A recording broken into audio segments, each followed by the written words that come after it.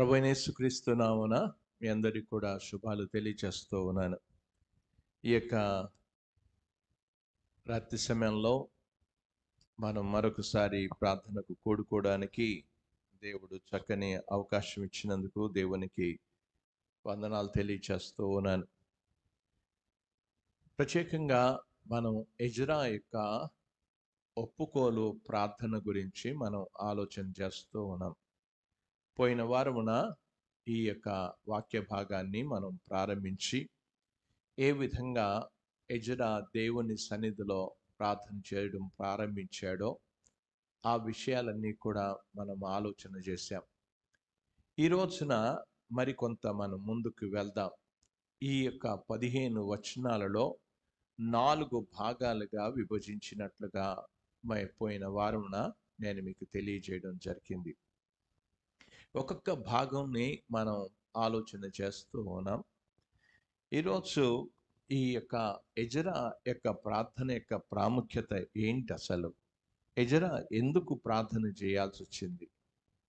Ezra కాలంలో జరిగిన విషయం ఏంటి అనే దాని గురించి ఒక పూర్వ చరిత్ర అంతా కూడా మన మనసులోకి రావాలి. ఇశ్రాయేలు ప్రజలు వారు వారు దేవునికి అవిధేయులయ్యి వారు పాపం చేయడం వలన వారు చెరలోనికి వెళ్ళిపోవాల్సి వచ్చింది. ఈరోజు మనం కూడా మన అవిధేయత అనేది మనల్ని చాలా బానిసత్వంలోనికి లేకపోతే దాస్యంలోనికి తీసుకుని వెళ్తుంది. మనం ఎప్పుడైతే ప్రార్థన జీవితాలు మనం కలిగి ఉంటామో తప్పకుండా మన జీవితాలకు విమోచన కూడా దొరుకుతుంది.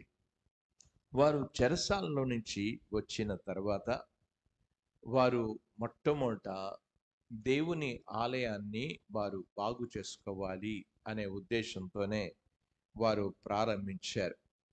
వారి ప్రార్థన అనేది మొట్టమొదట ఒక పనిని చేపట్టే ముందు మనలో ఉన్న తప్పులను అన్నిటినీ కూడా మనం సరి చేసుకోవడం చాలా అవసరం. పాపము మన జీవితంలో దాగి ఉన్నంత కాలం మనం పాపాన్ని పెట్టుకున్నంత కాలం దేవుని కార్యాలు ఏమాత్రం కూడా చూడలేం. చాలాసార్లు కూడా అనుకుంటుంటాం, ఎందుకు కార్యం జరగడం లేదు అని అనుకుంటాం. కానీ దానికి కారణం మన పాప జీవితమే అనేది అర్థం చేసుకోవాలి. చాలామంది అనుకుంటారు, మేము బాగానే ఉన్నాం కదా అని అనుకుంటారు. కానీ బాగా ఉన్నాము అని అనుకోవడం కన్నా దేవుని దగ్గరికి వెళ్ళి మన జీవితాలను పరిశోధించుకోవడం చాలా అవసరం. ఎప్పటికప్పుడు పరిశోధించుకుంటూ మన జీవితాలని మనం సరి చేసుకొని ప్రభు సన్నిధానంలో మన జీవితాలను కట్టుకోవడం, సరిదిద్దుకోవడం చాలా అవసరం. ఎజ్రా గ్రంథంలో ఈ 9వ అధ్యాయానికి మనం వచ్చినప్పుడు జరిగిన విషయాన్ని గురించి పోయిన వారమున నేను మీకు తెలియజేస్తూ వచ్చిన విషయం, ఎజ్రా చేసిన ప్రార్థన గురించి. ఒక పాపము ఒక అవమానకరమైన జీవితాన్ని తీసుకొస్తుంది అని చెప్పి దేవుని సన్నిధిలో అతడు ప్రార్థన చేసుకున్నట్లుగా చూస్తూ ఉన్నాం. అవమానం తీసుకొస్తుంది అనేది, దాన్ని గురించి దేవుని దగ్గర వెళ్ళి ఒప్పుకున్న పరిస్థితిని మనం చూడగలం. ఇది గత వారంలో మనం గమనిస్తూ వచ్చాం. పాపము రావడం చేత వాళ్ళకి ఎంత అవమానం వచ్చిందో, ఎంత దేశం పాడైపోయిందో, ఎంత సిగ్గు వచ్చిందో, ఆ సిగ్గుని గురించిన విషయాలను గురించి ప్రస్తావిస్తూ వచ్చాడు. ఈ వారమున మనం ఈ పాపము అనేది మన జీవితంలో దేవుని పట్ల కృతజ్ఞత లేకపోవడమే ఒక భయంకరమైన పాపం.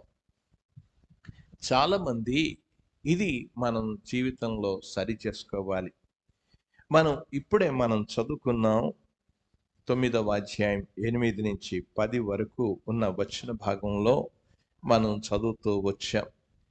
దేవుడు చాలా మంచివాడు, దేవుడు దయగలవాడు. దేవుడు తన ప్రేమను, దయను, కరుణను మన పట్ల నిత్యము కూడా చూపిస్తూనే ఉన్నాడు. ఆయన ఆ దయ, ఆ ప్రేమ, ఆ కరుణే దేవుడు చూపించకపోతే ఈరోజు మనం ఈ స్థాయిలో కూడా ఉండం.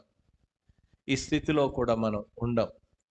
కేవలం దేవుడు మన పట్ల దయ చూపించడం వలన మనం ఈ స్థాయిలో ఉన్నామనేది గుర్తుపెట్టుకోవాలి. చాలాసార్లు కూడా నేను మంచిగా జీవించాను గనక దేవుడు ఈ స్థాయి ఇచ్చాడు అని అనుకుంటాం. అది కృతజ్ఞత లేని భావం అది.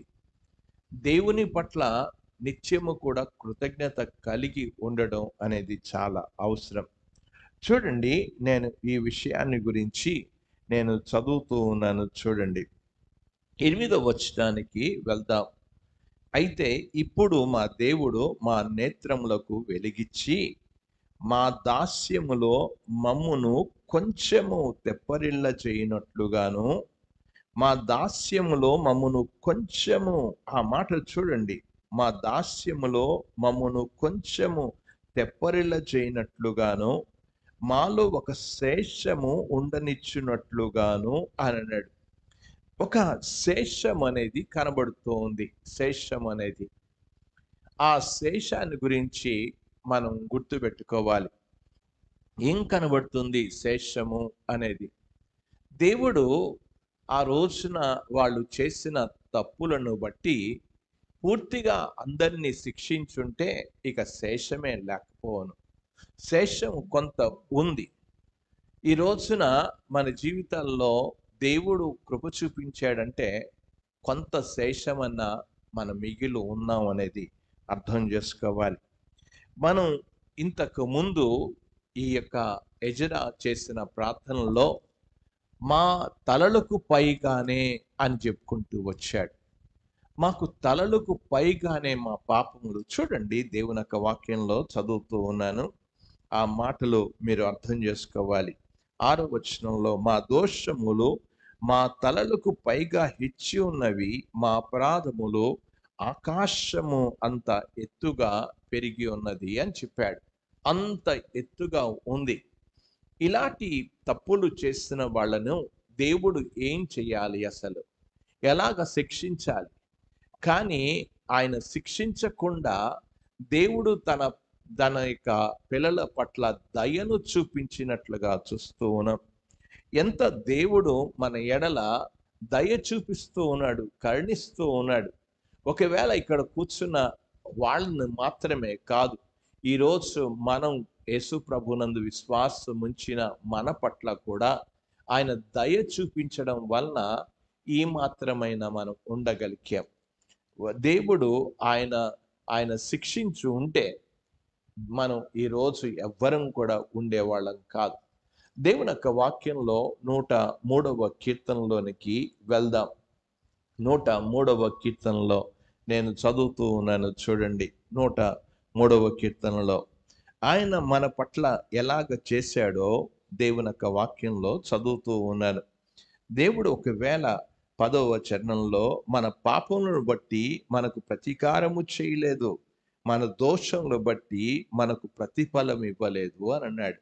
మనం చేసిన ఆ తప్పులకు ఆయన శిక్ష ఇవ్వలేదు. శిక్ష ఇచ్చుంటే ఈరోజు మనం ఎవ్వరం కూడా మిగిలే వాళ్ళం కాదు. దేవుని యొక్క దేవుడు మన యొక్క దోషాలను కనిపెట్టి చూస్తే ఆయన ముందు ఎవడు కూడా నిలబడలేడు, ఎవడు కూడా ఉండలేడు కూడా. కానీ దేవుడు మన పట్ల ఒక చక్కని కృప చూపించాడు, దయను చూపించాడు. ఆ దయను జ్ఞాపకం చేసుకోవాల్సిన అవసరత ఉంది. దేవుడు చేసిన విషయాన్ని దేవుడు ఆ దయ చూపిస్తే దేవుడు దయ పట్ల వాళ్ళు కృతజ్ఞత భావం కలిగి ఉండలేదు. తీతు రాసిన పత్రికలోనికి మనం వెళ్దాం. తీతు రాసిన పత్రికలోనికి వెళ్దాం. దేవుడు ఎలాంటి కృప చూపిస్తూ ఉన్నాడో అర్థమవుతుంది. 2వ అధ్యాయానికి మనం వెళ్దాం.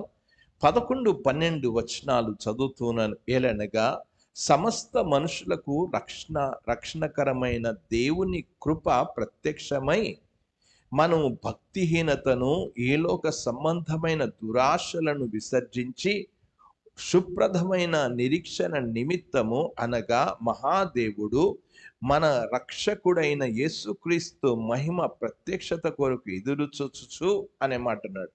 ఏమన్నాడు? మన భక్తిహీనత అనేది దేవుడు మనం రక్షింపబడడానికి ఆ పైన 11వ వచనంలో సమస్త మనుషులు రక్షణకరమైన దేవుని కృప అనే విషయాన్ని మనం చూస్తున్నాం. దేవుడు మన పట్ల ఆయన కృప చూపిస్తూ ఉన్నాడు. ఆ కృపే లేదు అని అనుకుంటే నిజంగా ఈరోజు ఒక్కరు కూడా మిగలం. రోమీలకు రాసిన పత్రికలోనికి మనం వెళ్దాం. రోమీలకు రాసిన పత్రికలో మరొక వచనాన్ని కూడా నేను చదివి మీకు వినిపిస్తూ ఉన్నాను. చూడండి, రోమీలకు రాసిన పత్రిక 11వ అధ్యాయానికి రండి. 11వ అధ్యాయంలో మనం గమనిద్దాం. 5వ వచనంలో చదువుతున్నాను. అలాగన 4వ వచనాన్ని నుంచే చదవచ్చు. అయితే దేవోక్తి అతనికి ఏమి చెప్పుచున్నది? బయలుకు మోకాళ్ళుని 7,000 మంది పురుషులను నేను శేషముగా ఉంచుకొని ఉన్నాను. అలాగున అప్పటి కాలమందు సహితము కృప యొక్క ఏర్పాటు చొప్పున శేషము మిగిలి ఉన్నది. అది కృపచేతనే కృపచేతన అయిన ఎడల ఇక క్రియల మూలమైనది కాదు. కాని ఎడల కృప కాకపోవును అని చెప్పాడు. దేవుడు ఆ కృపచేత శేషాన్ని ఉంచాడు. దేవుడు నిజంగా ఇజ్రాయెల్ ప్రజలు చేసిన ఆ తప్పులకు అందుకే చెప్పాడు. ఎంత ఉందన్నాడు? దోషములు మా తలలకు పైగా ఎత్తుగా ఉన్నవి అని అన్నాడు. మా అపరాధములు ఆకాశమును అంటుకొనుచున్నది అని చెప్పాడు. అలాంటి జీవితాలు కలిగిన వారి పట్ల దేవుడు ఆ రోజున కృప చూపించకపోతే దేవుడు ఒక్క శేషం కూడా మిగిలి ఉండేది కాదు. ఈరోజు మనం చేసిన పాపములకు అపరాధములకు శిక్ష దేవుడు ఇస్తే ఇక్కడ ఉన్న వాళ్ళు ఎవ్వరం కూడా మిగలం అసలు. అందుకే ఇక్కడ చెప్తున్నాడు ఎజ్రా, శేషాన్ని దేవుడు ఉంచాడు, మా పట్ల దయ చూపించాడు అనే విషయాన్ని గురించి చెప్తూ వచ్చాడు. కేవలం ఈ కృప అనే విషయాన్ని మనం గుర్తుపెట్టుకోవాలి. మనం అర్హులు కాని వాళ్ళము. నిజంగా మనం శిక్షకు పాత్రులమైన మనల్ని దేవుడు ఏం చేశాడు? కృప చూపించినట్లుగా చూస్తున్నాం. అందుకే దేవుడు ఉండనిచ్చాడు అని చెప్పుకుంటూ వచ్చాడు. చూడండి, దేవుని యొక్క వాక్యంలో ఎజ్రా గ్రంథము 9వ అధ్యాయములో ఆ మాటలను చదువుతూ ఉన్నాను. చూడండి, మాలో శేషము ఉండనిచ్చున్నట్లుగాను అని చెప్పాడు. నువ్వు ఉండనిచ్చావు. మేము అర్హులం కాదు అసలు. ఈరోజు మీ దగ్గరికి రావడానికి కూడా యోగ్యత మాకు లేదు. కానీ నువ్వు ఉండనిచ్చావు, మాకు కృప చూపించావు అనే విషయాన్ని గురించి అక్కడ చెప్తున్నట్లుగా మనం చూస్తూ ఉన్నాం. ఎందుకు దేవుడు ఎక్కడ ఉంచాడు అని అన్నాడు. ఆ వచనంలో నేను చదువుతూ ఉన్నాను. చూడండి, ఇప్పుడు దేవుడు మా నేత్రములకు వెలిగిచ్చి మా దాస్యములో మమ్మను కొంచెము తెప్పరిల్ల చేయునట్లుగాను అని అన్నాడు. ఏం చేయడానికి? దేవుడు తిరిగి తెప్పరిల్ల చేయడం అంటే తిరిగి ఉజ్జీవాన్ని ఇస్తూ ఉన్నాడు. దేవుడు తిరిగి ఆ ప్రజలను లేపుతున్నట్లుగా చూస్తున్నాం. ఎప్పుడు లేపుతాడు అనంటే మన జీవితంలో పాపం విషయంలో పశ్చాత్తాపడి మనం దేవుని వైపు తిరిగినప్పుడు తిరిగి మనల్ని ఉజ్జీంప చేస్తున్నట్లుగా చూస్తూ ఉన్నాం. అందుకే ఇక్కడ చెప్పాడు, మాకు శేషము ఉండనిచ్చి ఉన్నావు. ఎక్కడ ఉండనిచ్చాడు అనంటే దేవుని యొక్క వాక్యంలో అక్కడ అన్నాడు, తన పరిశుద్ధ స్థలమందు మమ్మను స్థిరపరచునట్లుగాను అని అన్నాడు. ఎక్కడికి తీసుకొచ్చాడు అనంటే మా పరిశుద్ధ స్థలములో అనే విషయాన్ని చెప్తూ ఉన్నాడు. పరిశుద్ధ స్థలం ఏంటి? అసలు నిజంగా దేవుని యొక్క పరిశుద్ధ స్థలానికి చేరడానికి కూడా యోగ్యత లేని మాకు దేవుడు ఇప్పుడు పరిశుద్ధ స్థలానికి రావడానికి దేవుడు కృప చూపించినట్లుగా చూస్తూ ఉన్నాం. ఎక్కడ పెట్టాడు అనంటే ఆ పరిశుద్ధ స్థలమునందు స్థిరపరచునట్లు అని అన్నాడు. ఇప్పుడు ఇంతకు ముందు పాపం చేయడం వల్ల దేవుని పరిశుద్ధ స్థలము నుంచి మేమందరం వెలివేయబడ్డాం, తోలివేయబడ్డాం. 490 సంవత్సరాలు పాపం వలన 70 సంవత్సరాలు వారు బబులోను చెరలోనికి వెళ్ళిపోయారు. ఆ చెరలోనికి వెళ్ళిపోయిన వారిని దేవుడు శేషాన్ని ఉంచి తిరిగి తీసుకొచ్చినట్లుగా చూస్తూ ఉన్నాం. అందుకే చెప్పాడు, శేషాన్ని ఉండనిచ్చావు అని చెప్పేసి దేవుని సన్నిధానంలో తను గ్రహిస్తున్నట్లుగా చూస్తూ ఉన్నాం. అంత మాత్రమే కాదు, దేవుడు స్థిరపరిచినట్లుగా చూస్తూ ఉన్నాం.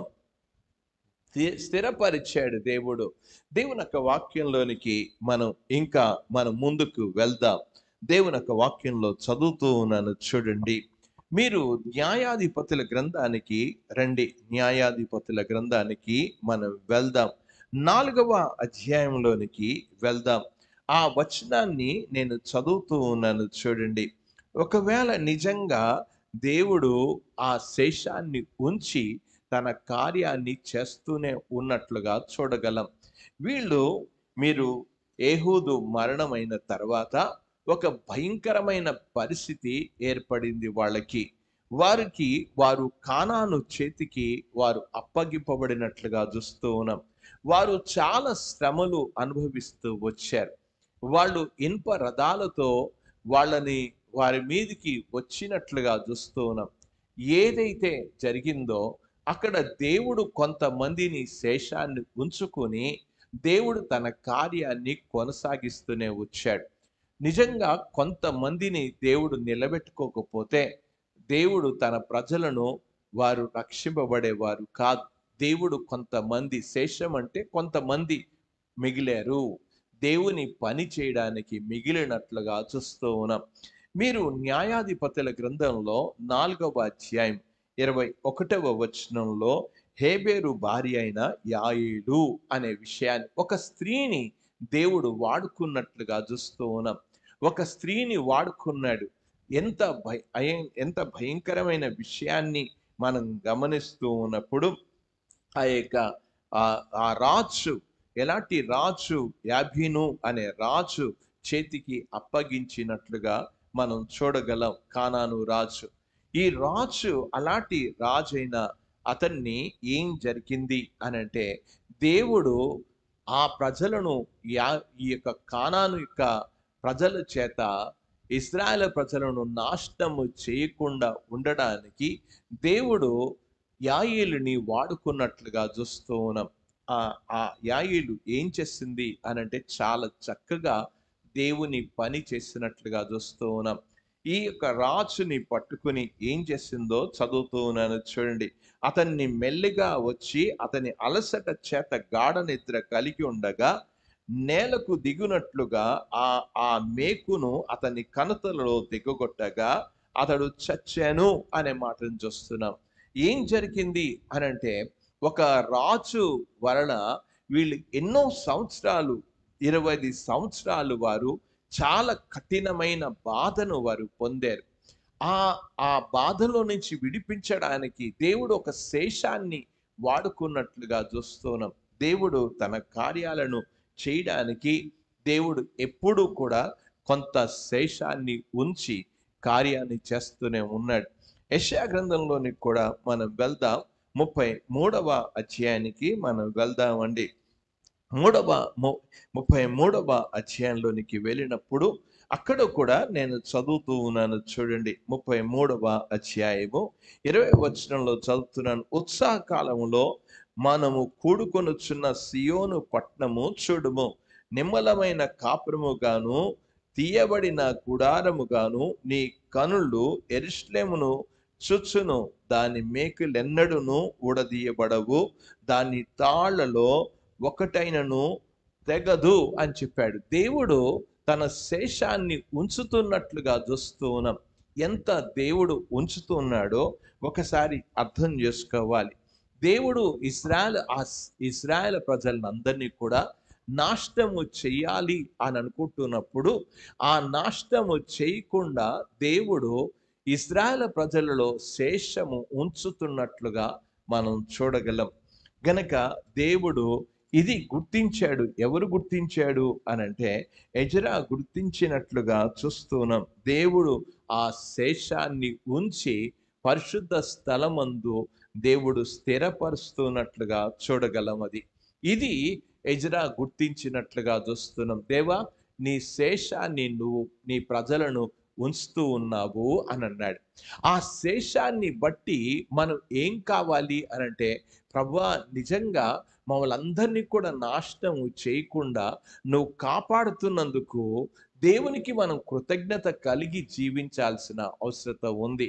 మన అపరాధములకు రావాల్సిన శిక్ష రాకపోవట చూచి మనం నిర్భయంగా జీవించడం కాదు. దేవా, నువ్వు కృప చూపించావు, నీ కృపను బట్టి నేను కృతజ్ఞత కలిగి జీవించాలి అనేది ఉండాల్సింది పోయి వాళ్ళు కృతజ్ఞత కలిగి ఉండడం లేదు అసలు. ఇంకా ముందుకు మనం వెళ్దాం, ఆ వచనంలోనే గమనిద్దాం.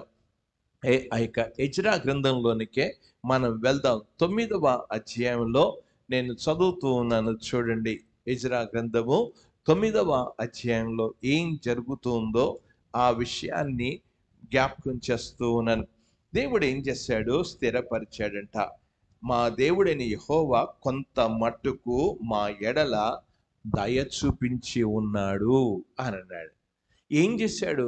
మేము తెప్పరిల్ల చేస్తూ ఉన్నాడు, మమ్మల్ని తిరిగి బ్రతికిస్తూ ఉన్నాడు అనే విషయాన్ని, మా ఎడల దయ చూపిస్తూ ఉన్నాడు. ఆ దయ ఎలాగ చూపించాడు ఇప్పుడు అర్థమవుతుంది వాళ్ళకి. ఏం అర్థమైంది అనంటే, మొట్టమొదట మీరు గమనించండి అందులో జరిగిన విషయాలు. అంతవరకు వాళ్ళు ఈ పాపం వలన వారు కళ్ళన్నీ కూడా మూతబడిపోయాయి. ఇప్పుడు అంటున్నాడు, ఏమన్నాడు? ఇప్పుడు మా దేవుడు మా నేత్రములు అని అన్నాడు. ముందు కళ్ళు తెరవబడ్డాయి వాళ్ళవి. వాళ్ళ యొక్క జీవిత విధానం వారికి అర్థమైంది. అసలు మేము ఎలాగ ఉండాల్సింది, ఎలాగ అయిపోయాము అనే విషయాన్ని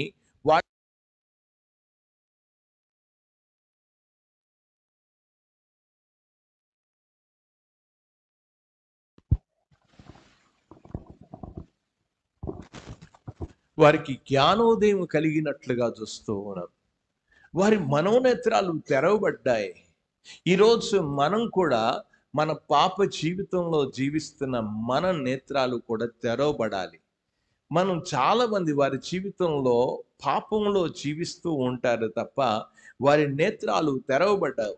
కానీ ఇక్కడ ఎజ్రా దేవుని సన్నిధిలో ఎప్పుడైతే పాపాన్ని ఒప్పుకుంటూ వచ్చాడో అప్పుడు జరిగిన విషయం ఏంటంటే, వారి నేత్రాలు తెరవబడినట్లుగా చూస్తూ ఉన్నాం. రెండవది ఏం జరిగింది అనంటే, వారు తెప్పరిల్లినట్లుగా చూస్తూ ఉన్నాం.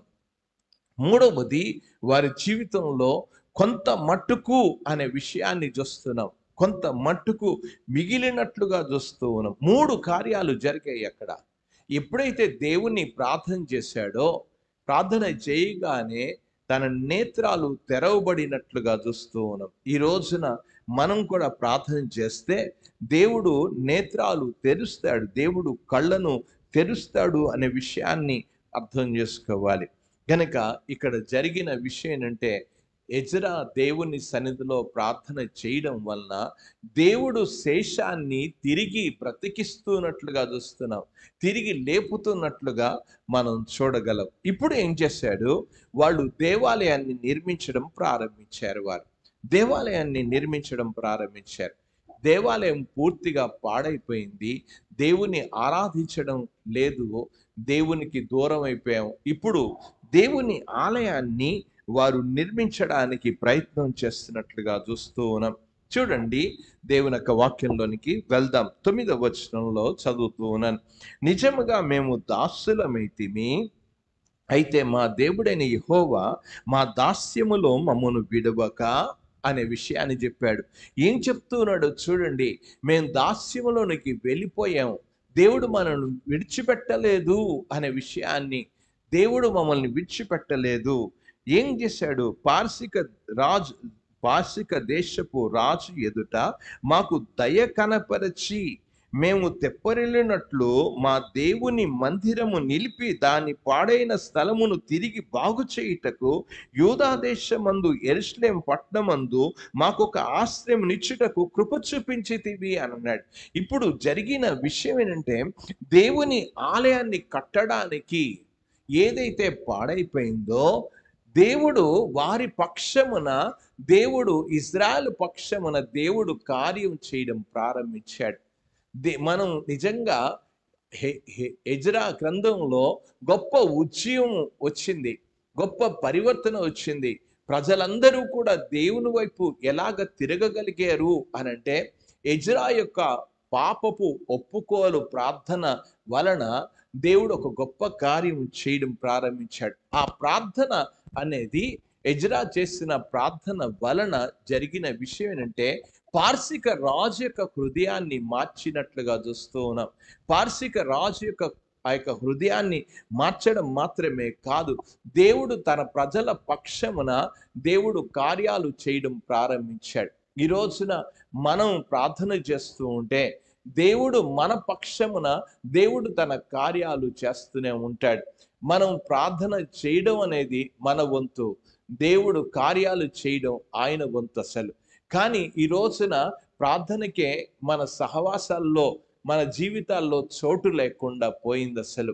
ఇక్కడ జరిగిన విషయం ఏంటంటే, మా దాస్యములో కూడా నువ్వు విడిచిపెట్టలేదు అని చెప్పుకుంటూ వచ్చాడు. మేము దాస్యములో ఉన్నాం, మేము కష్టాల్లో ఉన్నాం, అక్కడ కూడా మమ్మల్ని విడిచిపెట్టలేదు అని చెప్పాడు. ఆ శేషాన్ని నువ్వు ఉండనిచ్చావు. రెండవది ఏం చేసావు? పార్సిక రాజుతో కూడా నువ్వు మాట్లాడావు. పార్సిక రాజుతో మాట్లాడావు. పార్సిక రాజు ఏం చేశాడు అనంటే, దేవుని యొక్క వాక్యంలో చదువుతూ ఉన్నాను చూడండి. ఎజ్రా గ్రంథానికి రండి, ఎజ్రా గ్రంథంలోనికి వెళ్దాం. 1వ అధ్యాయంలోనికి రండి. 1వ అధ్యాయంలో 3వ వచనంలో చదువుతున్నాను. కావున మీలో ఎవరు ఆయన జనులై ఉన్నారో వారు యూదా దేశమందు యెరూషలేమునకు బయలుదేరి యెరూషలేములోని దేవుని మందిరమును, అనగా ఇశ్రాయేలు దేవుడైన యెహోవా మందిరమును కట్టవలెను అని చెప్పాడు. వారి దేవుడు వారికి తోడయుండును అని చెప్పేసి ఒక ఆజ్ఞ ఇచ్చినట్లుగా చూస్తూ ఉన్నాం. 2వ వచనంలో ఆ మాటలు చదవచ్చును కూడా. పార్సిక దేశపు రాజైన కోరేషు ఆజ్ఞాపించింది ఏమనగా, ఆకాశమందలి దేవుడైన యెహోవా లోకమందున్న సకల జనులను నా వశమున చేసి యూదా దేశమందున్న యెరూషలేములో తనకు మందిరము కట్టించమని నాకు ఆజ్ఞ ఇచ్చి ఉన్నాడు అని చెప్పాడు. ఇప్పుడు ఎవరి పక్షమున ఈ కార్యాన్ని చేస్తున్నాడు చూడండి. ఇశ్రాయేలు ప్రజల పక్షమున దేవుడు కార్యాలు చేయడం ప్రారంభించాడు. ఇది ఇశ్రాయేలు ప్రజలు గుర్తించలేదు కూడా. ఈరోజు దేవుడు మన పక్షమున ఎన్నో కార్యాలు చేస్తున్నా సరే, మనం గుడ్డివాళ్ళంగానే ఉంటున్నాం, అజ్ఞానంగానే ఉంటూ ఉన్నాం. దేవుడు చేసే కార్యాలను బట్టి మనం దేవునికి కృతజ్ఞతలు కలిగి జీవించాల్సింది పోయి, ఈ రోజున మనం ఏమాత్రం కూడా పట్టించుకోవడం లేదు. ఎందుకు దేవుడు కోరేషు రాజుతో అందుకే చెప్పాడు అక్కడ 9వ వచనంలో, పార్సిక రాజు ఎదుట మాకు దయ కనపరచి, దేవుడు రాజుతోనే మాట్లాడినట్లుగా చూస్తూ ఉన్నాం. దేవుడు మాట్లాడాడు, రాజుతో మాట్లాడి ఏం చేశాడు? మీరు వెళ్ళండి, మీరు వెళ్ళి దేవుని మందిరాన్ని కట్టుకోండి, బాగు చేసుకోండి అని చెప్పినట్లుగా చూస్తూ ఉన్నాం. అవన్నీ కూడా మనం గమనించాలి. దేవుడు ఇంత కృప చూపిస్తూ ఉంటే, దేవుని యొక్క కృపను గురించిన ఆలోచన మనుషులకు లేకుండా పోయింది. నిజంగా ఆ కృతజ్ఞత ఉంటే దేవుని సన్నిధికి మనం తప్పకుండా వస్తాం.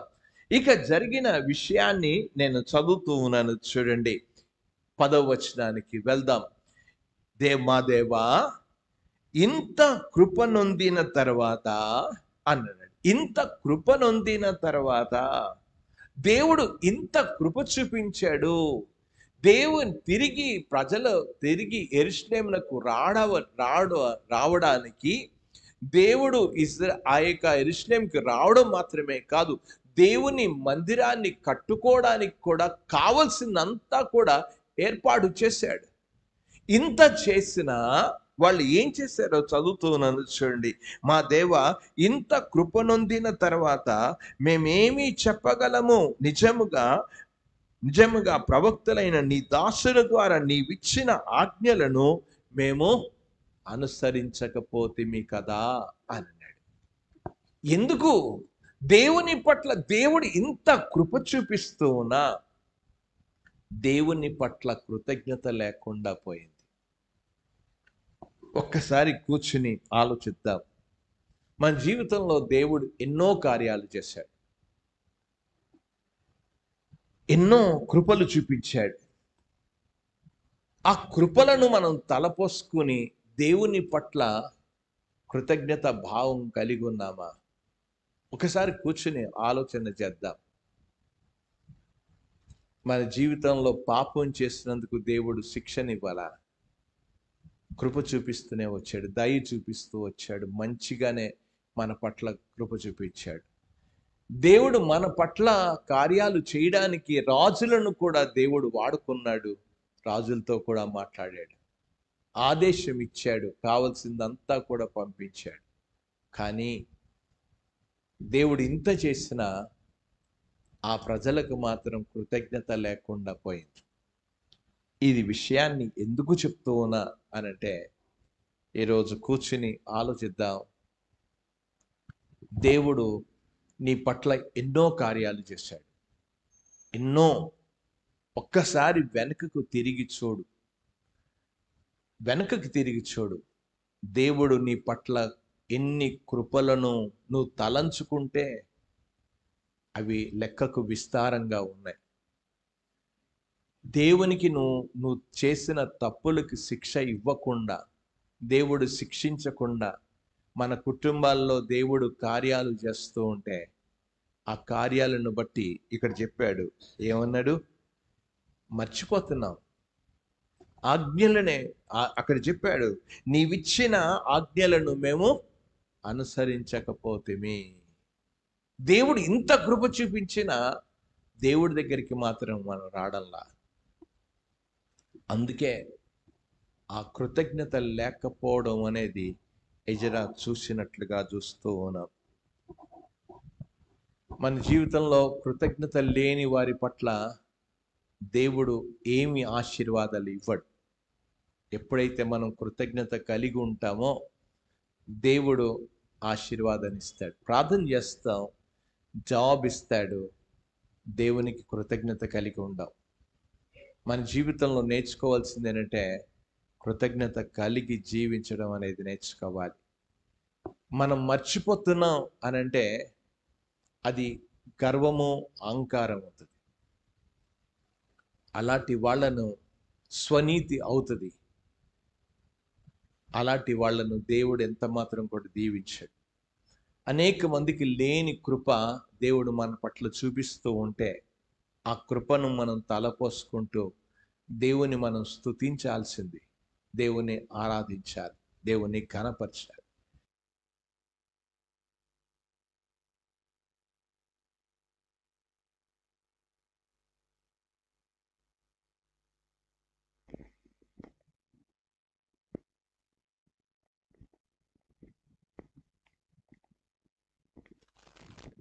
అయితే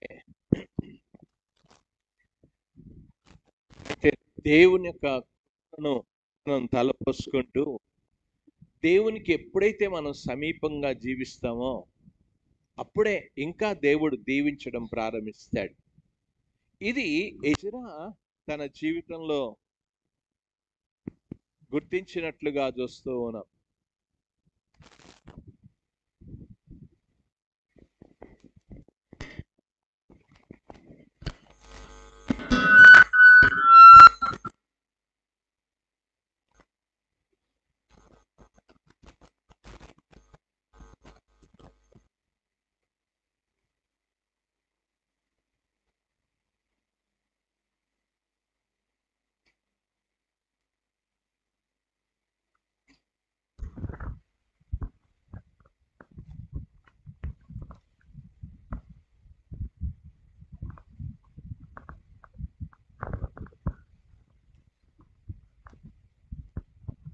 వాళ్ళ జీవితంలో ఇంత దేవుడు కృప చూపిస్తున్నా వాళ్ళు దేవుని యొక్క ఆజ్ఞలను అనుసరించాలా?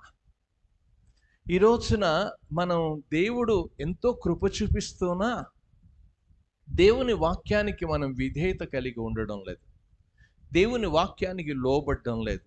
వాళ్ళు అక్కడ లోబడలేదు.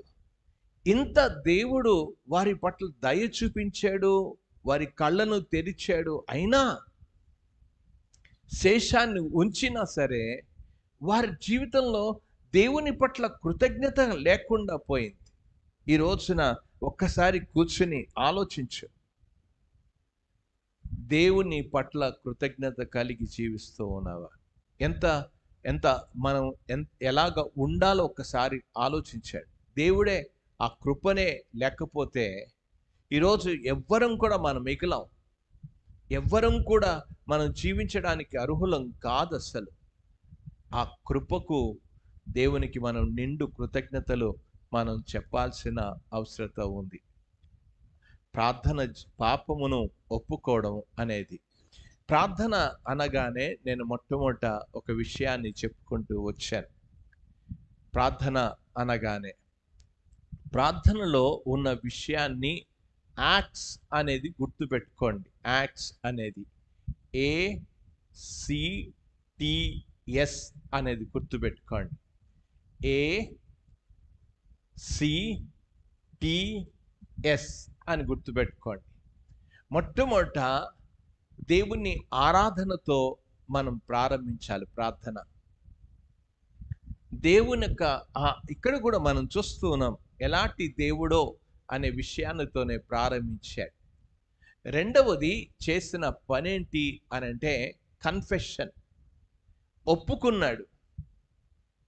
దేవుని సన్నిధిలో ఒప్పుకున్నాడు. ఈరోజు మనం కూడా మన తప్పులన్నీ కూడా ఒప్పుకుందాం. మూడవది టీ అన్నాడు, థ్యాంక్స్ గివింగ్ అన్నాడు. దేవునికి కృతజ్ఞత చెల్లించు, దేవునికి కృతజ్ఞత చెల్లించు. నాలుగవది చేయాల్సిందంటే సప్లికేషన్, అప్పుడు విజ్ఞాపన చేయడం ప్రారంభించు. ఈ పని ఎజ్రా చేశాడు. దేవుణ్ణి ఆరాధించాడు. దేవుణ్ణి సన్నిధానంలో తన పాప జీవితాన్ని, తన పాపాన్ని, తన పితరుల పాపాన్ని అంతటినీ కూడా ఒప్పుకున్నాడు. కన్ఫెషన్. టీ అనేది థ్యాంక్స్ గివింగ్, కృతజ్ఞత. దేవా మమ్మల్ని ఉంచావు, దేవునికి కృతజ్ఞత అనేది ఆ యొక్క చెల్లించడం అనేది. ఆ తర్వాతనే నువ్వు ఇతరుల విషయాల్లో అప్పుడు ఆ యొక్క సప్లికేషన్ అంటారు. ఆ సప్లికేషన్ అంటే మనవులు చేయడం, ప్రార్థన చేయడం అనేది. బాగా గుర్తుపెట్టుకోండి. యాక్ట్స్ అనేది గుర్తుపెట్టుకుంటే చాలు. మీ ప్రార్థన ఎప్పుడు చేసినా సరే మొట్టమొదట ఆరాధించండి, రెండవది మన పాపాన్ని ఒప్పుకోండి, మూడవది దేవునికి కృతజ్ఞతలు చెప్పండి, నాలుగవది అప్పుడు ఏది అడగాలో అప్పుడు అడగండి. అడగడం అనేది ఆ విషయాన్ని సరిగ్గా అడగడం అనేది కూడా నేర్చుకోవాలి. అడుగుతున్నప్పుడు కూడా నువ్వు గుర్తుపెట్టుకోవాల్సిన విషయం, మరొక పదజాలాన్ని కూడా నేను మీకు తెలియచేస్తూ ఉన్నాను. ఈ పదజాలాన్ని ఎలాగా ప్రార్థన చేయాలి అనేది దాని గురించి కూడా మనం మొట్టమొదట మన గురించి మనం ప్రార్థన చేసుకోవద్దు, మన గురించి కాదు. అందుకే మరొక వ్యక్తి ప్రార్థన గురించి చెప్తూ అన్నాడు, జాయ్ అనే మాటను ఉపయోగించాడు. JOY అని అన్నాడు. జాయ్ అనేది గుర్తుపెట్టుకోమన్నాడు. ఫస్ట్ జీసస్ అని అన్నాడు. మొట్టమొదట దేవుణ్ణి ఆరాధించడం అన్నది అన్నాడు ప్రార్థన చేస్తున్నప్పుడు. రెండవది ఓ అన్నాడు, అదర్స్ అన్నాడు. యు అనేది యువర్ సెల్ఫ్ అన్నాడు. నీ గురించి ప్రార్థన చేయి. మొట్టమొదట ఈ ప్రార్థన అంతా కూడా మనం గమనిస్తూ ఉన్నప్పుడు ఇతరులను గురించి ప్రార్థన చేయడం అనేది అలవర్చుకోవాలి. చాలాసార్లు కూడా మనల్ని గురించి మనమే ప్రార్థన చేసుకుంటూ ఉంటాం. మొట్టమొదట నేను అనేది మీ మనసులో నేను అనేది ఒకవేళ నేను చెప్పిన తర్వాత మీరు ఇతరుల గురించి ప్రార్థన చేయడానికి అలవర్చుకోవచ్చేమో, కానీ మీ మనసుల్లోకి రావాల్సిన విషయం ఏంటంటే ఇతరులకు మొట్టమొదట ప్రాధాన్యత ఇవ్వడం నేర్చుకోవాలి. ఎప్పుడైతే ఆ ప్రాధాన్యత మనం ఇవ్వగలుగుతామో అప్పుడే మన జీవితంలో దేవుని యొక్క ఆశీర్వాదాలను మనం చూడగలం. ఇతరుల కొరకు ప్రార్థన చేయడం నేర్చుకోవాలి. నేర్చుకోగలిగినప్పుడే అప్పుడే దేవుడు మన సమస్యలను కూడా పరిష్కరిస్తాడు. ఇక్కడ ఎజ్రా చేసిన పనే అదే. మొట్టమొదట దేవుణ్ణి ఆరాధించాడు, దేవుణ్ణి ఘనపరిచాడు. ఆ తర్వాత పాపాన్ని ఒప్పుకున్నాడు, కన్ఫెషన్ ఒప్పుకోలు చేశాడు. మూడవది కృతజ్ఞత కలిగి థ్యాంక్స్ అనేది చెప్పగలిగాడు. ఆ తర్వాత ప్రార్థన చేశాడు. ఎలా ప్రార్థన చేశాడో ప్రభు చిత్తమైతే వచ్చే వారం వాటి గురించి మనం ఆలోచన చేద్దాం. కనుక ఎప్పుడైనా సరే గుర్తుపెట్టుకోవాలి, నేను ఈరోజు ఈ బ్రతికున్నాను అని అంటే దేవుని యొక్క ఉచితమైన కృప చేతనే. ఈరోజు భోజనం చేస్తున్నానంటే దేవుని యొక్క ఉచితమైన కృప చేతనే. ఈరోజు నేను సుఖంగా ఉన్నానంటే అది దేవుని యొక్క కృప చేతనే. దేవుడు చూడకపోతే ఈరోజు నా స్థితి ఇలాగుండేది కాదు అనే విషయాన్ని ప్రతి క్షణం కూడా కృతజ్ఞత కలిగి జీవించగలిగినప్పుడే అప్పుడే దేవుని యొక్క ఆశీర్వాదాలు పొందగలం. దేవుని కృతజ్ఞత లేని జీవితాల్లో దేవుడు ఎటువంటి ఆశీర్వాదాలు ఇవ్వడు అనేది గుర్తుపెట్టుకోవాలి. మనం ఇంకా చాలా ప్రార్థన అనేది చాలా సుదీర్ఘంగా మనం వెళ్ళాల్సిన అవసరత ఉంది. ఎజ్రా తను చేసిన విషయాన్ని దేవుడు శేషాన్ని భద్రపరిచాడు. ఇదంతా కూడా దేవుడు తన చిత్తాన్ని, తన ఉద్దేశాన్ని తను ఎరిగినట్లుగా చూస్తున్నాం. ఆ తర్వాత మనం గమనిస్తాం, ఎజ్రా తర్వాత వచ్చిన వ్యక్తి నెహెమ్యా వస్తాడు. నెహెమ్యా గోడలు కడతాడు కూడా. కనుక దేవుడు ఒక మంచి ప్రణాళిక చేస్తున్నట్లుగా చూస్తున్నాం. దేవుడు మన పక్షమున ఉండి తన కార్యాలు చేస్తూ ఉన్నప్పుడు దేవుని పట్ల కృతజ్ఞత కలిగి మనం జీవిద్దాం. అసలు ఈరోజు సంఘాల్లో కూడా దేవుడు చేస్తున్న కార్యాలను బట్టి మనం కూడా కృతజ్ఞత కలిగి జీవించడం అనేది చాలా అవసరం అనే విషయాన్ని ఈరోజు ఎజ్రా యొక్క ప్రార్థన ద్వారా మనం నేర్చుకోవాల్సిన పాఠం అది. దేవుడి కొద్ది మాటలను దీవించునుగాక.